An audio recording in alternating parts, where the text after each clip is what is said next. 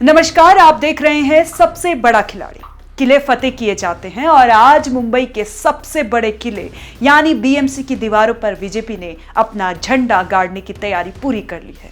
भूल जाइए पुरानी बातें, क्योंकि अब मातोश्री का रिमोट कंट्रोल नहीं बल्कि कमल और धनुष बाण का गठबंधन मुंबई की तिजोरी की चाबी संभालने जा रहा है।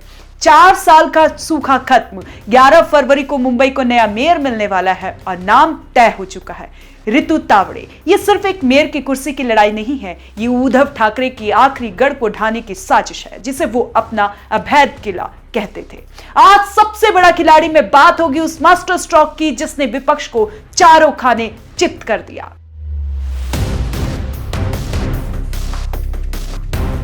बीजेपी ने किसी बड़ी नामी चेहरे पर दांव नहीं लगाया, बल्कि एक ऐसी जमीनी योद्धा पर चुना है जिसने घाट कोपर की गलियों से निकलकर सत्ता के गलियारों तक अपनी धाक जमाई है। रितु तावड़े 2 बार की नगर सेवक, शिक्षा समिति की पूर्व अध्यक्ष, लेकिन खेल समझिए, रितु तावड़े को उतारकर बीजेपी ने एक तीर से 3 शिकार की हैं। पहला मराठा कार्ड, दूसरा गुजराती हिंदी भाषी वोट बैंक पर पकड़ और तीसरा एक ऐसा चेहरा जो बीएमसी के पेचीदा बजट को उंगलियों पर नचाना जानता है। शीतल गंभीर और राजश्री शिवाड़कर जैसे नाम रेस में थे, लेकिन रितु तावड़े का नाम आना यह बताता है कि बीजेपी अब मुंबई में आर पार के मूड में है। अब बात उस खिलाड़ी की जिसे लोग कम आंक रहे थे, एकनाथ शिंदे। शिंदे ने साबित कर दिया है कि वो गठबंधन की राजनीति के असली उस्ताद हैं।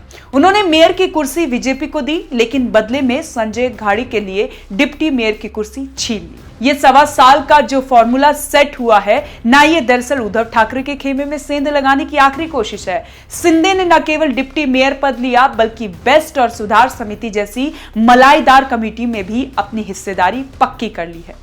बीजेपी की 89 और शिंदे की 29 सीटें, कुल 118। ये आंकड़ा मातोश्री के लिए किसी डरावने सपने से कम नहीं है। अब सवाल ये कि अगर बीएमसी की सत्ता पर बीजेपी का कब्जा होता है तो मुंबई की किस्मत में क्या बदलेगा? क्या ये सिर्फ कुर्सी का बदलाव है? नहीं, ये सीधे तौर पर मुंबई के 52,000 करोड़ के बजट के इस्तेमाल का तरीका बदलने वाला है। पिछले 3 दशकों से बीएमसी पर एक ही परिवार का कब्जा था, जहां फैसले मातोश्री से होते थे, लेकिन अब बीजेपी के आने से बीएमसी में दिल्ली और मंत्रालय का ट्रिपल इंजन लगेगा। बीजेपी का दावा है कि वो बीएमसी के कामकाज को कॉर्पोरेट स्टाइल में लाएगी, जहां टेंडर में देरी और फाइलों काटना बंद होगा। बीजेपी का सबसे बड़ा एजेंडा है बीएमसी से कमिश्नर खोरी का खात्मा। बीजेपी लगातार आरोप लगाती रही है कि बीएमसी में सड़क घोटाले, नाला सफाई घोटाले होते आए हैं। अब सत्ता में आने के बाद बीजेपी इन पुराने घोटालों की फाइलें खोलेगी और सिस्टम को डिजिटल और पारदर्शी बनाने पर जोर देगी। यानी अब जनता का एक एक पैसा सीधे सड़क और इंफ्रास्ट्रक्चर पर दिखेगा। उद्धव गुट की राजनीति अक्सर इमोशनल कार्ड पर चलती थी, लेकिन बीजेपी का पूरा फोकस कंक्रीट और मेट्रो पर है।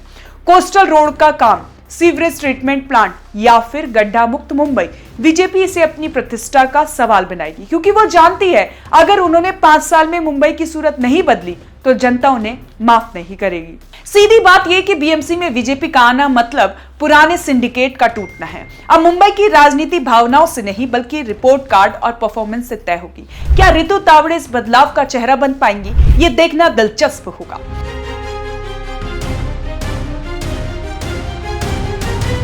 अब बीजेपी पूछ रही है, कहां है वो लोग जो कहते थे कि मुंबई से शिवसेना को कोई नहीं निकाल सकता? आज हालात ये हैं कि महायुति ने अपना कैंडिडेट घोषित कर दिया, लेकिन महाविकास अघाड़ी के पास अब तक एक नाम तक नहीं है। उद्धव गुट के पास मात्र 65 सीटें बची हैं। ये हार सिर्फ सीटों की नहीं है, ये हार साख की है। जिस बीएमसी को शिवसेना का एटीएम कहा जाता था, आज वहां बीजेपी अपने मेयर बिठाने जा रही है। 52,000 करोड़ का बजट, ये कोई छोटे राज्य के बजट से भी ज्यादा है। रितु तावड़े और संजय अघाड़ी की जोड़ी के सामने सबसे बड़ी चुनौती है बीएमसी के कमिश्नर खोरी के दाग को धोना। बीजेपी का सीधा आरोप है कि सालों तक एक ही परिवार ने बीएमसी को लूटा है। अब सवाल यह कि क्या रितु तावड़े वाकई मुंबई की सूरत बदलेंगी या यह सिर्फ सत्ता का ट्रांसफर है? जनता की नजरें अब 11 फरवरी पर टिकी है। खेल शुरू हो चुका है, बिसात बिछ चुकी है और मोहरे तैनात हैं। रितु तावड़े का मेयर बनना लगभग तय है, लेकिन क्या वो मुंबई की असली भाग्य विधाता बन पाएंगी?